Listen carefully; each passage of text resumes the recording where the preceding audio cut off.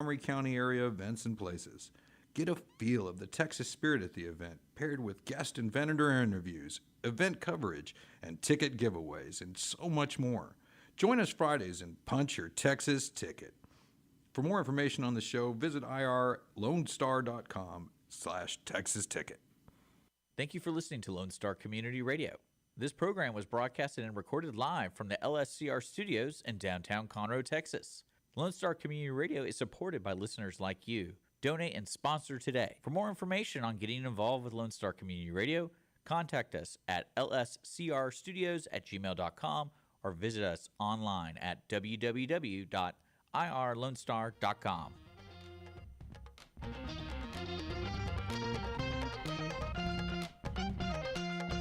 Good afternoon, everybody, and thank you so much for joining us on the Cindy Cochran Show. I'm Cindy Cochran, along with Richard Schischler, who is the owner of Lone Star Community Radio, and he's also the producer. And are you a co-partner when you have somebody else on and you talk? You're like a co-host. Co-host. Wow. Why couldn't I think of the word host? Okay. Well, partner. It's not the first time you couldn't think of the word. Isn't that the truth? And it gets worse every day. No. I mean, I'm trying to figure out, when do you know if you're having any kind of, I think that's the problem. The ironic part of having that problem. What? You won't know. I won't know that you have that problem. Oh. Yeah, that's the whole. But I mean, the onstart of dementia has got to be. There's got to be some. You can't fault somebody for not remembering everything. No, I've got a lot of stuff I have to remember. Yeah. And think about. I think really when you should be worried is if you don't remember people's faces. Yeah. That you've known forever, or you don't know where you are or how to get there. Yeah. So listen, Fred, I got to tell you something that's really interesting. I had a guy that I worked with that said, Cindy, you know what? It's not that you're forgetful. It's just that you have too much to think about. I called you Fred because I was just kidding, okay? So I know your name is. I didn't hear it. Rich. Oh, you didn't hear No. it? Okay, good. Anyway, so he said, so you shouldn't blame yourself. It's just, you just got a lot to think about. And you just have trouble organizing your thoughts. Organizing my thoughts. Okay. Well, I just was wondering, is there any symptom or something I should say? Okay, Richard, I can't do this show anymore because I can't remember. I still put you on. You still put me on for just my to entertainment. make fun of me. Yeah, for your entertainment. For my entertainment. That's what it is. Well, I'll take anything. That's okay at Well, this point. Because I think we talked about that in the past. Is like, I always wondered with that kind of, I mean, I wouldn't call it you're disabled or something, but if it's like a trigger where it just goes off and then all of a sudden it's like you don't know anything. Because at one point, because I've had family members that have had dementia and things like that, and there was no there's probably progression, but there's like one day you're like, what's happened? Like It's like they woke up and then they got their memory cleared, and it'll never come back. It'll never come back. No, it only. So I always wondered. It's worse. I always wondered if you're a happy person. I wonder if there's a study about this, like because you're basically reusing your base emotions every time you forget something. So like when you meet somebody for the first time, are you a nice person or a mean person? Mm-hmm. So imagine a person you love is a nice person, but they forgot everything. So they're like, oh, hi. But they say, oh, hi, the same way every single time. You know what I'm talking about? Yeah. And I always wondered, it's like, you gotta be happy every day because one day that switch could go off. And at least you're happy around people that, like, every day you're happy, no matter what. But they say that one of the signs of dementia is that you're real aggravated and you get mean. Well, you're scared. You're scared, probably. Yeah. Scared, yeah. But I also think, like, if you're always a happy person where you're in the scenario that you're scared, it's easy to ease into. You're not just going like, where am I? that way people would know something's wrong with you because you're always happy, and now you're not. Because Now you're. I think my sarcasm is going to be on level 10 Oh, if it yeah. happened to me. Because if you came up to me and be like, "You don't remember me? I'm your daughter." I'm like, man, I wish I had a better looking daughter. Oh, Richard. Shame on you. Yeah. Well, Or I would say like, "Oh man, you're telling me I got lucky? That's awesome." Richard, if now, are you looking when you're trying to find somebody? I mean, I know you're not trying to find somebody. If it happens, it happens. But if it happens to be someone who already has children, which Yeah. it might probably be, because you may want somebody closer to your age than 20. So, do you have any qualms about that? No, Okay. What if her kids hate you? What would you do? that's the way it is. Okay. That means I need to do better. Yes, very good. See, we do. I would love. But it's also one of those weird scenarios too, because it's like, because you're being placed in a family that's already existed for X amount of years. So Yeah. if, say hypothetically the kids are already in their 20s, like what role do I play? If that makes sense. Now, if they're like infants, what role do I play? You have to become like a parent. Well, that's Co-parent. what I'm saying. What you have to ask yourself, because like if the dad's around, I'm like, there's a role. There's always a role in people's lives, and some people are always looking for a dad, or looking for a friend, or looking for a boss, or looking for a companion. And it's like, well, what role am I going to play? And I was like, we'll just play it out. Let's see what happens. Because I mean, that's hypothetically. That's what my dad did. Not hypothetically, it's the truth. That's what he did. Is that He met my mother when she already had 4 kids. And I think the oldest at the time was 8, and the youngest was an infant. wow? I think it was 8. Yeah. And he took all that on. Yeah. Because he loved her so much. No, he was desperate. Okay. Desperate. Richard, it's because he loved her so much. He Yeah, had to maybe. have done that. Maybe. He had to have loved her a lot. So he drug you and your brother. No, and then they had my sister and I. Oh, so you are okay. You're their second born, firstborn. Technically the second born of my dad. Okay, okay. But my mother's had 6 kids. Wait, she had 6 total. 6 children, Yeah. and he walked into that and said Walked into 4. And then Walked they had into 2 more. 4, and then okay. Are you remembering this? Yeah, I'm just trying to picture it. I'm trying to picture how that works. That's just It's like the Brady Bunch. I remember my brother did the same thing. He had 3 kids and she had 2, and they got married. Now they have 5. they all live with him. Yeah. Okay, so the mother never took the kids from your brother. No. That's very sweet. That shows a lot. Well, I mean, of I guess they're 50. I don't really know the divorce settlement. I have no idea. When I see them, they're all together. the ex-wife and No, like the kids. Oh, When I see the the kids. kids, it's like it's not like she gets one kid and he gets the other one or something. did she have other children? I have no idea. Well, I mean, that's your family. I just thought maybe you would know. No, I don't ask questions. Oh, okay. Wow, that's really that just shows a lot of character of your dad to be able to walk in there and take that on, and Well, they've been actually, married for a long time. my favorite thing about that is it's always been a discussion because when I was raised, they were my brothers and sisters. There's never half brothers or whatever you want to call them. So Right. it's never like that. And because I guess fortunately their father somewhat abandoned them in a way, like he wasn't around, so they were constantly with my mom, 100%. Okay. So that's a big difference between some families who are unfortunately victims of divorce with their parents. It's like they're 50-50, so you see them or not see them. But what I love though is like as I grew up, a couple of them, one of them took my dad's last name. Did they go to court and do that, or I think he was old. I mean, he was in his 20s when he did it. Okay. He probably used it for his like business or something. I don't really know why he changed his name because Schistler sounds so much better. I was gonna say, Schistler and Son. It sounds like a I don't law know. firm. It does. But it's it's a just so powerful name. It's hard to say it Yeah. without sounding a little drunk. But yeah, So, yeah. okay. Anyway, family talk. yes, I just like to know about what goes on. I feel like I know a lot about your family from how you not complain, but how you talk about life and liberty and the pursuit of happiness. Yeah, It's the really American dream. I'm living it.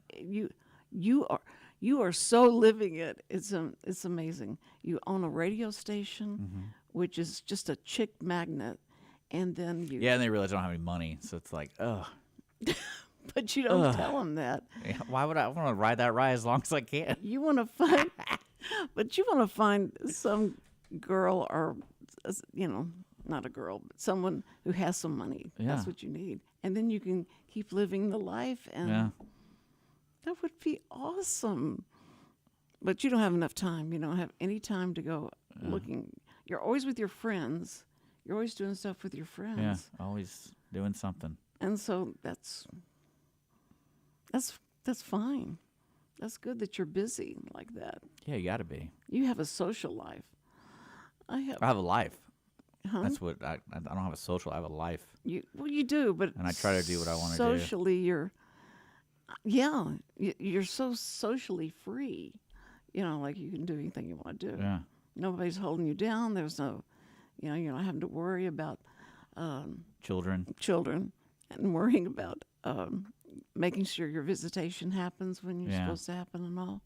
So there's some silver lining to your situation. What do you mean silver lining? I'm not looking for a silver lining. What? I'm not looking for a silver No, lining. you have. I mean, you have a silver But lining. when people say that, that's always like in a situation there's that's a gonna be bad a situation. yeah, It's like, there's this is gonna be bad. We got to think about something good. Let's look at the silver lining of your situation. My sister loves to analyze everybody, like whatever Yeah. you're doing. She wants to know and try and analyze it. And because she told me one time, she said, that whoever you marry, what you're trying to do is to,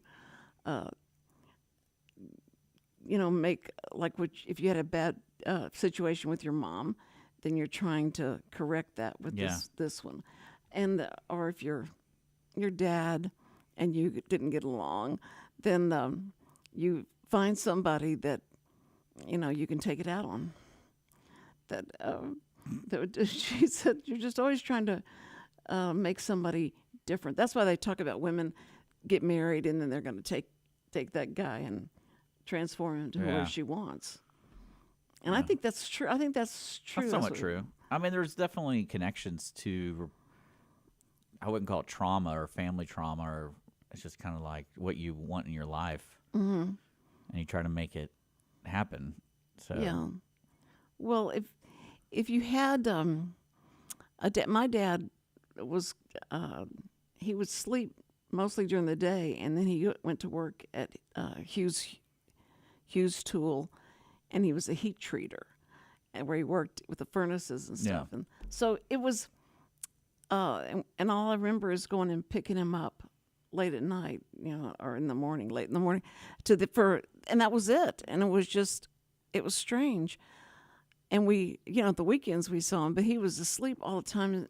We'd come in the house, and my mom was always shushing us and making us go outside and don't wake up your dad. And it's kind of how I remember that. But I love my dad, and he started working on televisions when television was just like born, because we got our first TV, I think, in 48. No, I was born in 48. Must have been before that. Shut at up. least you know when you were born. I guess that's important. It is. I think that's a sign. Yeah. I can't remember being born. Or when you were born. When I was born. Yeah. You don't remember that. How far back do you remember? I would say pre-K. You do remember pre-K? Yeah, I remember pre-K. Good. I remember all that. I've got pictures. My dad took a lot of pictures of Yeah. all of us growing up. And what I still can't get over is that my mom would let me and my brother play outside in just our underwear. And that was that. Probably because they went to all the laundry, No, and the kids right?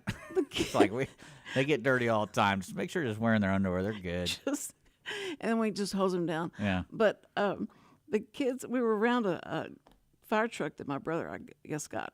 And we were all sitting on the fire truck and sitting around. And there I am, topless. And I guess it looked like I was about 6 years old. But they let me run around like that in the neighborhood. Just Why not? and nobody. Who cares? Nobody cared. I mean, I'm sure the neighbors went, "My goodness, Cindy, you need to go put some clothes on." We were probably religious. Yeah. But it was very freeing though. I felt free, and then, but I was such a tomboy. It didn't bother me at all. And I didn't recognize it until somebody said something about it, probably. Yeah. And I went, it's like Adam and Eve, and Eve found out she didn't have any clothes on, and so they went and got. But that's the leaves. logic I look at it. If someone goes like, "Why is your kid half naked?" I'm like, "I just don't want to do the laundry." Like, they get dirty, they're gonna get dirty. Like, let them go get dirty. This is an easier way. But make it easier on me. Yeah. Oh, Richard, I want you to have a baby so bad, and so I can hear your. Yeah, I would have so much fun with that. And you come in and sit down and go, "Don't talk to me. Nobody talk to me until I've had some coffee." Oh, I get Because it. you hadn't slept all night. Every day is a blessing, Cindy. Yes, it is. Every day is a blessing. That's a very good way to look at it. And whenever you leave somebody, always leave them and say, and it be nice. Live long and prosper. And don't say things, and don't be mad at each other when you leave. It's like in the Bible it says, "Don't let the sun go down on your anger." And that was brilliant. I ignored that many times. Did the sun go down? Yeah. Before It was already past. it It was all sunrise. And it I'm was like, dawn. sorry, too late.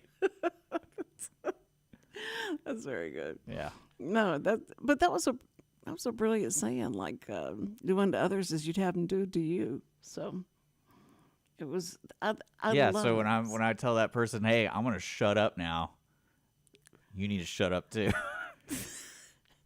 I'm leaving now, so you go ahead and Yeah. do whatever you want to do. It's fine. No, I think that as long as that when you leave, you're happy and you say something sweet to the person, then you have to worry about if they die. Then you go like, "I'm glad I was so nice to them when I left." That's selfish right there. I like it. I'm glad I was so nice to that person. See, you're really a good person. You try to make people think that I don't care. But you I don't really care. do. No, you really don't. You really do. You just don't. You don't like people to think you're vulnerable. I'm okay with being vulnerable. You are? Yeah.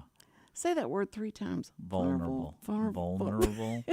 That's Vulnerable. a hard word. Yeah. Did you notice that yesterday I said, well, that was a nefarious thing to do. That word, I have heard that word, and I go like, what does that word mean? And then somebody told me seemed like a long time ago, and it came back to my brain. That's what's funny about your brain is like it triggers different things, and you go like, how did I remember that? I can't even remember what all the kids' names are at all time. But Again, it's okay to be forgetful. well, right. I think one thing that I don't like when you're in a scenario like that, and I'm really bad with this, is when I have to handle something I don't want to handle. My immediate reaction is like, I don't want to do this. How do I get out of this? And especially when it comes to dealing with people, and like if it's just an inconvenience, my immediate reaction is just like, nope, not handling it. Like I told you when I was helping my grandmother. Yeah. I just wanted to spend some time with her, but then there were some tech problems, and I'm like, I don't have time for this. Yeah. Like, I got to get out of here because this could take all day because no one has any idea what's going on. No one can give me That any was answers. so complicated, though. I know, but it's like, but what happens is when you fix something, the next time something breaks, they think you can fix it. Yeah. Another thing. And so growing up, I was always the one that went to my grandparents' house to fix stuff around the house. It's just like that So commercial. now I can just do everything. It's just like that commercial And that's- when the kids come over to Grandma, Grandpa, and they have the VCR and they have say hi Oh, and they no. hand it's- everything to them. Like, that's what I did for Thanksgiving. I fixed a bunch of kids, like my nephews and nieces' phones or computers. And it's like, I didn't really want to do this today, but okay. Get me a beer. Oh yeah, right. You don't ask them that. Oh, yeah, I do. I'm like, if you want me to do this, I gotta start drinking, man. This is Right now. I gotta start. I don't want to be bothered. Oh, shoot! I left it in the car. Oh. My You drove here? my watch. Yeah, I drove here. I remember that. Shut up. No, but my watch and trying to get it so I can. I take can't my, help you today unless you want to leave it. That doesn't What? really. Have you got a show after this? Yeah. Oh shoot! I'll bring it back. Oh shoot! I forgot what. That's what I always got in trouble too when I. This is in my past life. I'd always use the station as an excuse to not to handle something else. I'm like, I can't do that. I gotta go to the studio. Oh, it's like my oasis. And Yeah. what's great about it is my sister-in-law called me out on it one time because my brother does the same thing with his business. Oh. And she's like, I know what you're doing. Yeah. And I'm like, what? It's like, you don't really have to go up there. You could probably do it here. Yeah, when I found out you could do some programming from your house. Yeah, I can do a lot from the house. Yeah, so if anybody understood that, they go like, then why do you have? But what I like about here is I know when things are happening. Like I know my calendar. I know, Yeah. very few surprises happen here. Really? Yeah. Oh, okay. But like if I'm at home, that's when things start stacking up.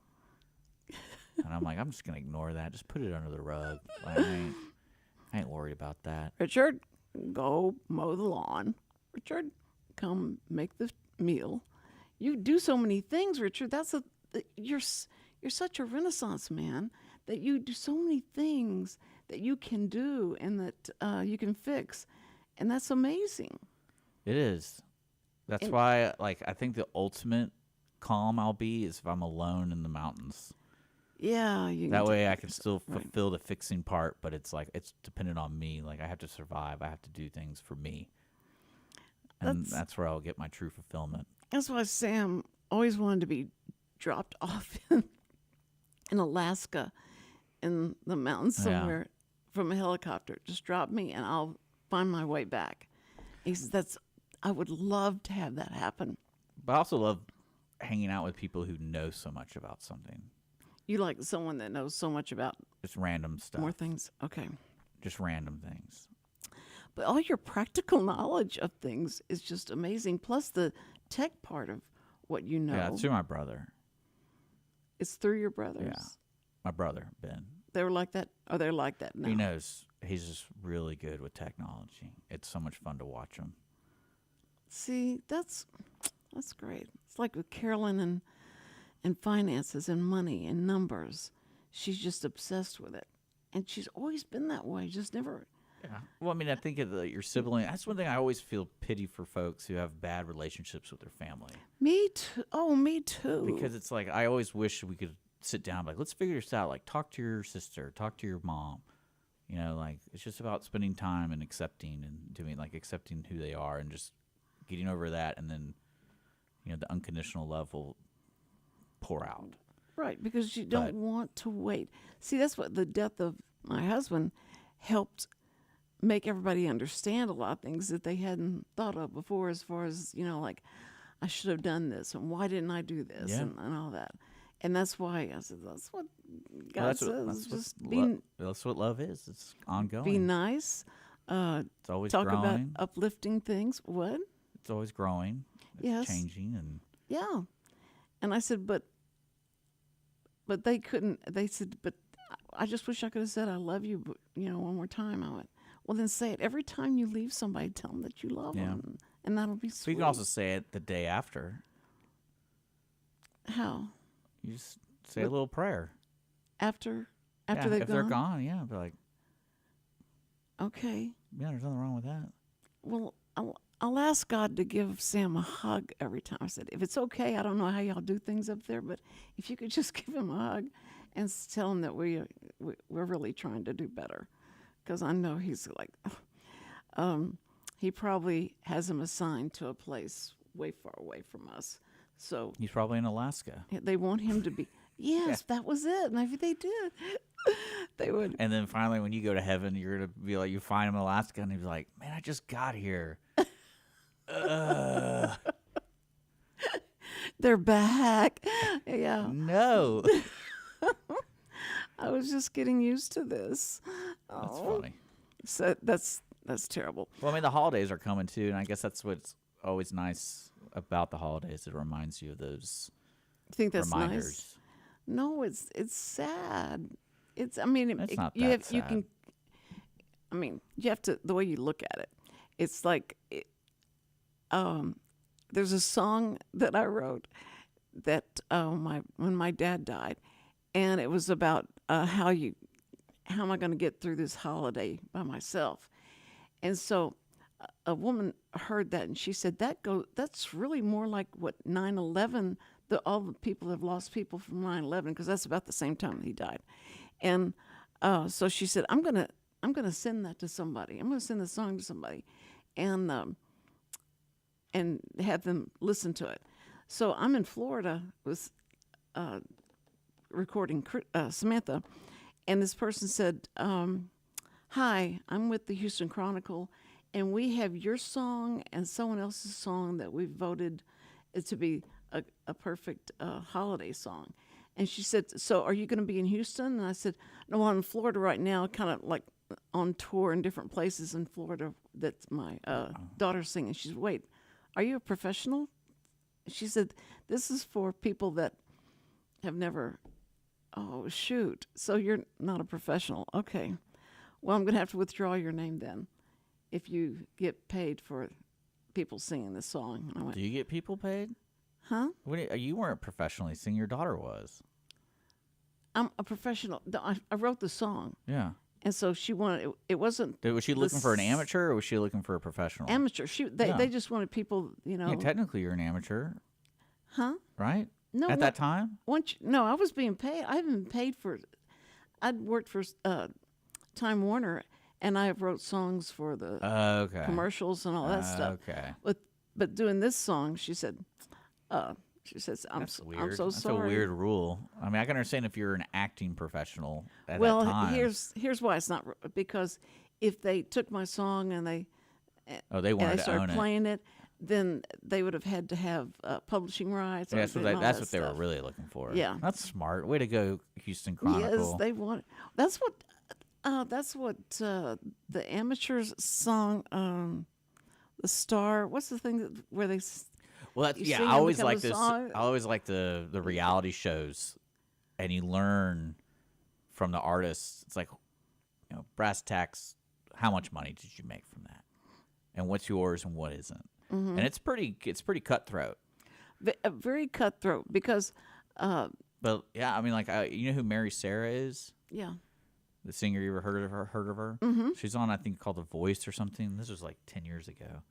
And I remember meeting her like 2 or 3 years after she was, I don't know what position. She got on TV, basically. yeah. And I was asking her, I was like, what's the reality of that? And she's like, yeah, to sign on, you have to give away everything you do. And I think they have first choice. I think they have first choice for her album, like her first album or something. Like they own the first album if she produces an album. Well, what And the then- contract reads is you have to pay back all the money that they spent on you getting to that place. Well, this is different. Before they release you. This is different. This was is the voice. This yeah, was the. What was the thing before the Voice that everybody? American Idol. American Idol. That's Yeah. yeah. That's what Samantha went and did, and that was what that contract was ridiculous. Oh yeah, but she told me what she did was take advantage of the publicity and build a brand, and then she's like, so she went on tour with them Right. for a couple of years, and then she's like, yeah, and like as I was doing that tour, I was writing and doing my own thing before, and then after the contract ran out, that's when I started doing like my thing, Right. and she just used the the publicity of it. Which, I mean, I don't really know how that show business, especially in singing, the career could take off at any moment. Yeah, but they have publisher rights, and that's what they wanted. They said, Yeah. "Well, we have publisher rights for anything Yeah. she sings, and especially original stuff." So it was. It's making a deal with the devil. But then It again, it's like, is. why not? Well, you have no other way to go. But then, so she goes up there and sings, and they have people that are horrible. I mean, it's just everybody's laughing and stuff at how bad they are.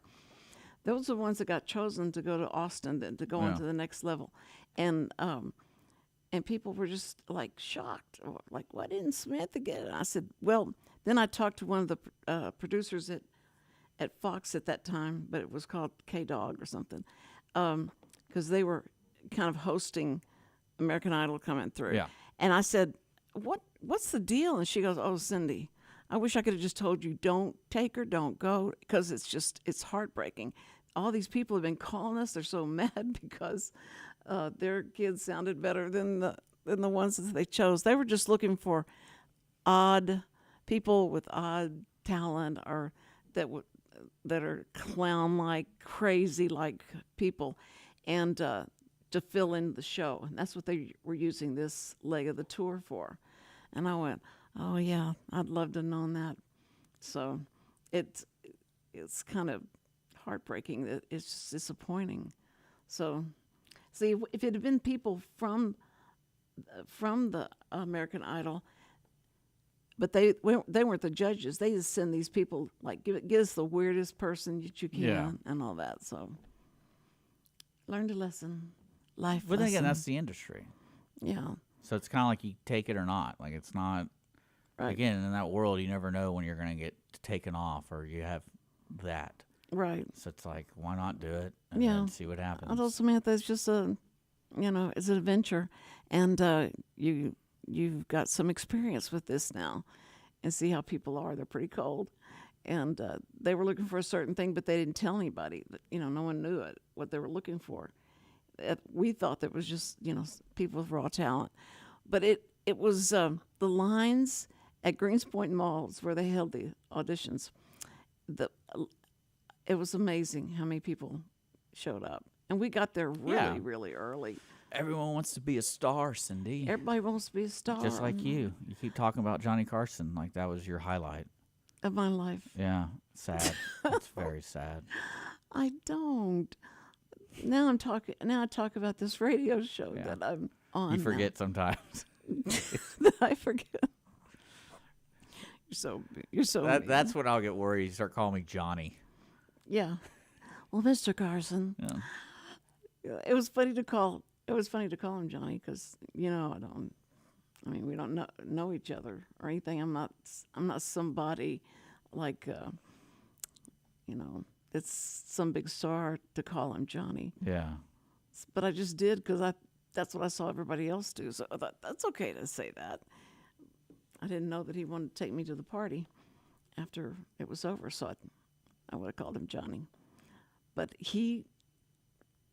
my mom, I couldn't believe my mom was like really like, look, I think he's asking you to come back after it was over and everybody was leaving, and he go ahead. And I went, no, I want to go. I need to go get worse because we're supposed to go to this dinner across the street with all the people, and I was more interested in doing that. But there was a party going on. So anyway, but I didn't go to it. And I just don't want to get in those weeds with you about Johnny Carson because I know that your eyes glaze over and you go, Cindy, I've heard every story that you could ever think of to tell about Johnny Carson. Isn't that right? I would talk more about my body of work, like what you achieved. That wouldn't be an achievement to be on Johnny Carson. That's a reward for your achievements of the you've signing done. of Cindy. Yeah. So like I would talk more about that than that was more like of validation. So no, I'm more proud about that, and I'm so proud about like Barbara Jordan Award to get the first Barbara Jordan Award. You don't know who she is though. She was one of the first black women to be senators, and she had the coolest voice you'd ever heard. And so she, because of signing with Cindy, she saw it and wanted to give me this award, and it was a big, Do you still have it? yeah, Yeah. and Is it in your bathroom or something? no, it's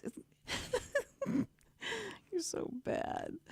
I have it on my desk. It's actually what holds In my my toilet office. paper. It's great. Don't say that at all. But it was just a real honor to get to meet her and her say what she said. It was just amazing. And there I was doing songs on the Capitol of in Austin, on the Capitol steps, and the people come and because it has the deaf university there, so they all came, and it was really something. It was, That would creep me out. why? I don't know. It's kind of like being, like I told you, it's like being in a room with extraordinarily giant people, and you're the odd man out. So if I was like in a room full of deaf people, I'd be like, this is different. All right, what's going on? So read my lips. You Because I told you that story. I met a bunch of the Texan players. Mm-hmm.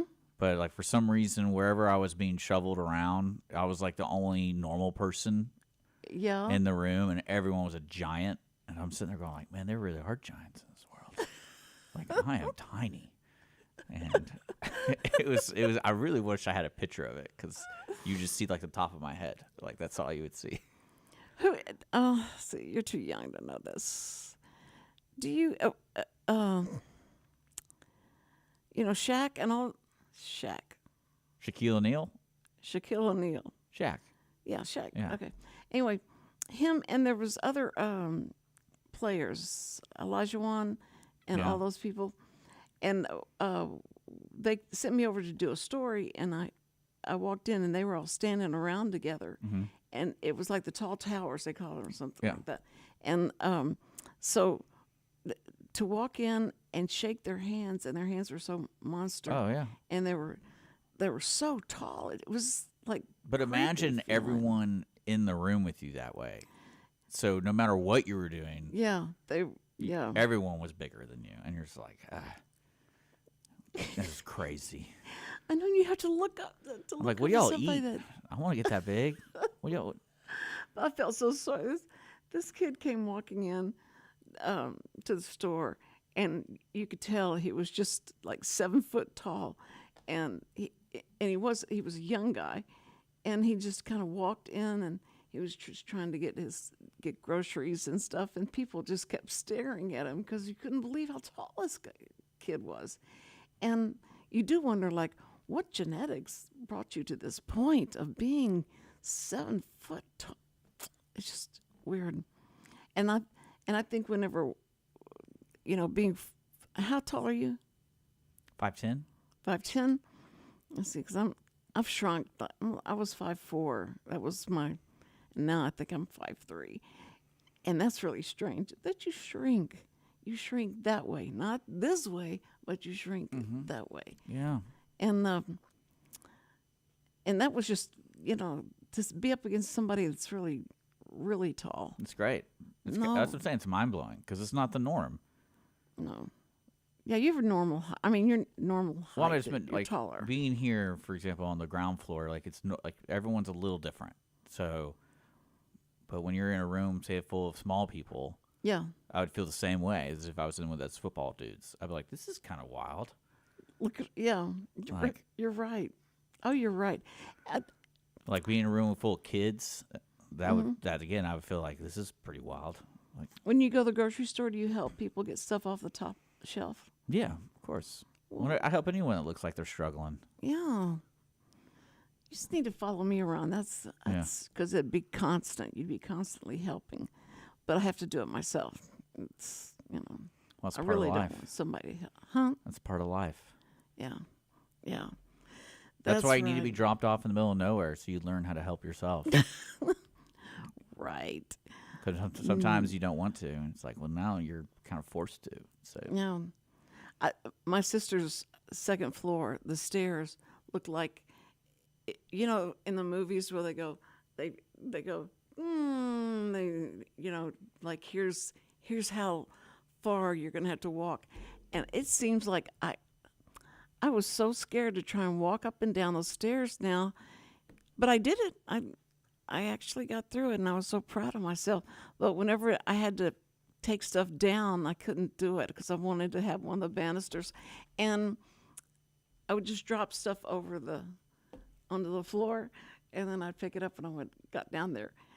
And I want to know why don't they invent something like a basket that you can drop off of a, you know, off the railing down to the second floor and lower it and then bring it back up like a dumbwaiter. That's what we needed, a dumbwaiter in the house, and I'm the dumbwaiter.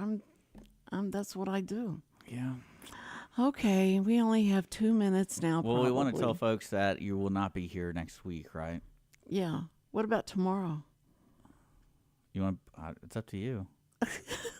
Okay, we'll figure it out. It's kind of getting, you know, Richard's so laid back, and it's kind of loosey-goosey sometimes. Like, okay, if you don't want to come in, that's okay. Are you going to be here? Do you have to be here? Yeah, I always have to be here. Oh, Like I said, I'm making an excuse just so I can stay away from that. stay away from people. Poor Richard. Oh, anyway, we want to say thank Yeah. you so much. We need to go ahead and say Merry Christmas, Yeah, I guess, for because sure. in case. But Merry Christmas to everybody. I hope you have a great Christmas. Remember, it's only 24 hours. Don't stress too bad about it. It's only 24 hours, and then it's over. And then you can take everything down and have leftovers, and that'll be great. And then it's New Year's Eve. We'll have, Halloween and Christmas, Thanksgiving and Christmas, all like right on top of each other. So it's been busy season. Anyway, but we're so happy that we have the police force that's around this city. It's like our Iron Dome that help us and keep us safe. And so we thank you, first responders, all of you, fire and police and military. We thank you so much for all that you do and hope you stay safe. We'll pray that you do stay safe. Okay. All right, Richard, thank you so much for being here. That went by really fast. Mm-hmm. Really fast. Okay. All right. Well, if we're here tomorrow, it'll be a surprise. Okay. All right. Check in.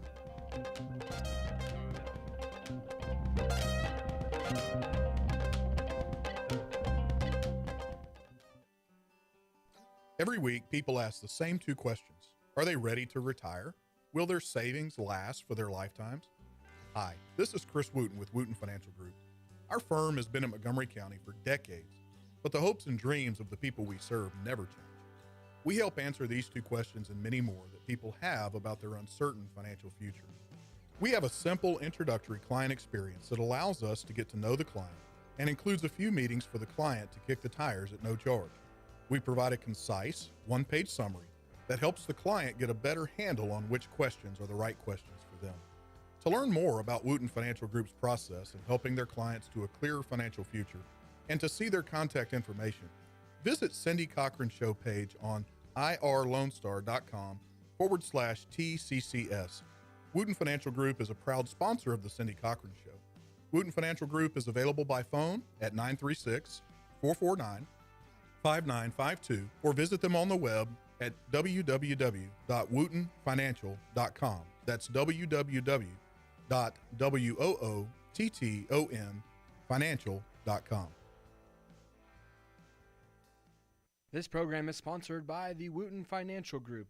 It is not the intent of Wootton Financial Group to render or offer personalized investment advice or financial planning advice through this radio program or any related website.